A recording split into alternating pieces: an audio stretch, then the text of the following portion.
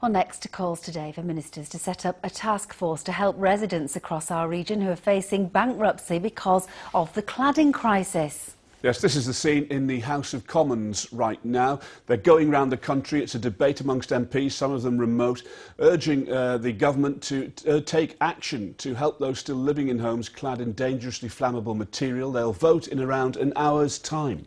Well, many are facing huge bills because they live in apartment blocks now deemed unsafe following the Grenfell Tower fire in which 72 people died.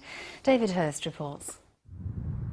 It was a dream come true for Hayley Tillotson when she bought her first home before she was 30.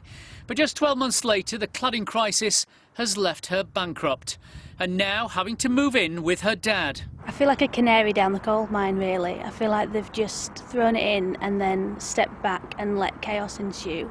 This was the apartment block in Leeds where Hayley lived.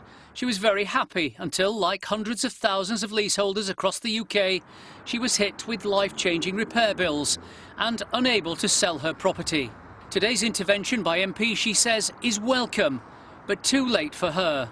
It's great that all parties are engaging with us now, and I wish they'd done it sooner, but the point is it's happening now. So even though it's too late for me, it's not too late for my friends and my neighbours. Leaseholders will be feeling today the House of Commons is listening to the terrible experience that they are having to deal with, and will say to the government, come on, this has now got to be sorted out because we're 3.5 years on from the Grenfell Tower tragedy. Leaseholders should not have to bear the cost.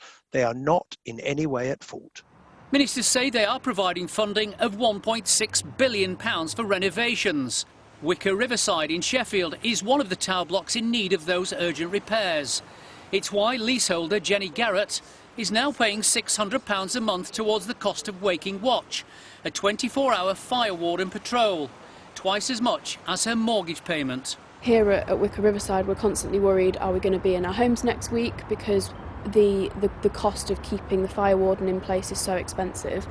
So yeah, the stress is really, really high. Stress which is affecting every resident. Why am I paying for it? For a fire alarm? You want to get out? Yeah, I hate this place. I used to love it. It used to be my home. I used to absolutely adore this place. And now I just have hatred for it. I want to move out as soon as I can, get rid of it.